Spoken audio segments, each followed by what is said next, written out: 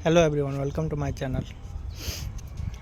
सबसे पहले सब लोगों का धन्यवाद जो आपने विशेष दी सिलेक्शन की, उसके लिए बहुत बहुत धन्यवाद आप लोगों का। और बहुत लोगों ने पूछा था कि कौन सा ज्वाइन कर रहा हूँ मैं बैंक, तो इस पर भी मेरा फाइनल डिसीजन नहीं हुआ है और आप लोग भी बता सकते हैं, अपना ओपिनियन दे सकते हैं कि कौन सा अच्छा रहेगा।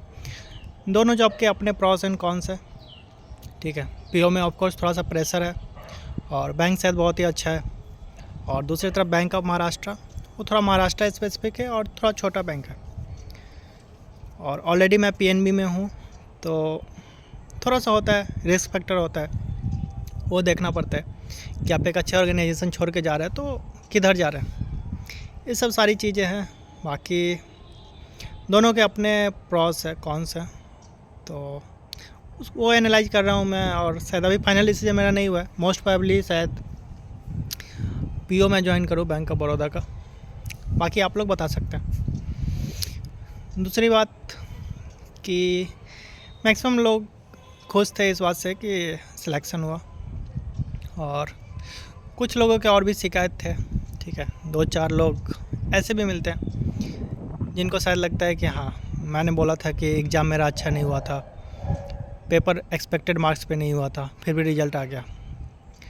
तो देखिए, आपका पेपर कैसा हो रहा है वो सिर्फ आप अपने लेवल पे जज करते हैं, बाकी के अकॉर्डिंग नहीं जज करते हैं। जैसे मान लीजिए पेपर टफ़ है, तो आप जब एग्ज़ाम दे के निकले, आपको तो ये नहीं पता है ना कि बाकी का एग्ज़ाम कैसा हुआ। यदि बाकी के लिए भी टफ़ है पेपर, तो ऑफ कोर्स कट ऑफ कम जाएगी, और वही इस बार हुआ है, इस बार कट ऑफ कम गया। तो मेरा भी यही था, निकलते गया, प्री हुआ, मेंस हुआ, इंटरव्यू हुआ। इंटरव्यू में भी इवन मेरे को लगा कि उतना अच्छा नहीं हुआ, लेकिन हो गया, अच्छे मार्क्स आए। लक फैक्टर था मेरे साथ ऑफ कोर्स, लेकिन ये रातों रात नहीं होता है। इस अटेम्प्ट में मैंने उतनी मेहनत नहीं करी थी, ये बात सच है, लेकिन मैंने कभी झेले हैं, मैंने कभी स्ट्रगल किए हैं, ठीक है। मैंने भी आंसू बहाए हैं, मैंने भी डिप्रेशन में गया। जो मेरे बहुत ही करीब के दोस्त हैं, बहुत गिनती के मेरे करीब के दोस्त हैं 2-4, उनको पता है कि मैं किस डिप्रेशन फेज में था। जब पीएनबी ज्वाइन करने से पहले मेरा क्या हालत था वो मेरे को पता है, या कुछ क्लोज दोस्त को पता है। मेरे पेरेंट्स को भी उतना नहीं पता है, क्योंकि मैंने आंसू बहाया, लेकिन उनसे छुपा के। मैं इतना बताऊँ कि मेरे घर का कोई ऐसा कोना नहीं होगा, कोई कॉर्नर नहीं होगा जहाँ मैंने छुप के नहीं रोया हूँ, ठीक है। इवन बाथरूम में जाके मैं रोता था कि सिलेक्शन नहीं हुआ है।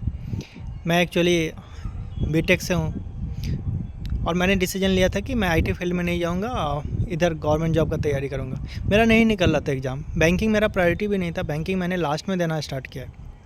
22 में मेरा सिलेक्शन हुआ, मैं 21 से मेनली फोकस हुआ था बैंक पे। उससे पहले मैंने यूपीएससी एग्ज़ाम यदि छोड़ दे तो उसके अलावा ऐसा कोई सा एग्ज़ाम नहीं होगा जो मैंने नहीं दिया होगा। उससे पहले भी मेरा क्लियर हुआ था, एएलपी का हुआ था, फिर मैंने उधर छोड़ दिया कि यार क्या जाना है एएलपी में, ठीक है। और उसके बाद मेरा आईडीबीआई में हुआ था, फिर पीएनबी में हुआ, ठीक है। तो कॉलेज मेरा 2017 में ख़त्म हुआ था। 2017 के बाद 2022 में मेरा फर्स्ट सिलेक्शन हुआ था, ये वाला 19 में हुआ था एएलपी का। तो मैंने डिसीजन लिया था कि उसको नहीं ज्वाइन करना है। जो बैंक में मेरा हुआ था आईडीबीआई और पीएनबी, ये 2022 में हुआ है। तो स्ट्रगल मैंने भी देखी है, ऐसा नहीं होता है, रातों रात चीज़ें नहीं होती है। चाहे वो, मैं बॉर्न जीनियस नहीं हूँ, कोई होते हैं बॉर्न जीनियस, वो अलग बात है। यदि मैं जीनियस होता इतना तो 5 साल नहीं लगते मेरे को, कोई ना कोई अच्छा जॉब होता है। सीजीएल का दिए मैंने, कॉन्ट्रैक्ट जॉब दिए हैं। इवन एक बीच में मैं इतना फ्रस्ट्रेट हो गया था कि मैं बस कॉन्ट्रैक्ट का जॉब देखता था, बिहार गवर्नमेंट का कॉन्ट्रैक्ट का जॉब देखता था कि यार इसमें तो नंबर के आधार पे होंगे, तो इसमें तो एग्ज़ाम देना नहीं पड़ेगा, कंपटीशन फेस करना नहीं पड़ेगा। इस हद तक मैं डर गया था, ठीक है। लेकिन फिर चीज़ें हुई। इस बार भी मेरा था कि पीओ का मेंस उतना अच्छा हुआ नहीं था, तो मेरा एक्सपेक्टेशन वहाँ ख़त्म हो गया था। और फिर मैंने प्री दिया एसओ का, तो उसका भी रीजनिंग बहुत टफ था इस बार, तो मेरे ज़्यादा अटेम्प्ट नहीं हुआ था। उस टाइम भी टेंशन हो गया था, ठीक है। लेकिन फिर चीज़ें हुई, कट ऑफ कम गया, सबके लिए पेपर टफ थी, तो फाइनल सिलेक्शन हो गया। तो ऐसे शायद किसी को ब्लेम नहीं करना चाहिए, ठीक है।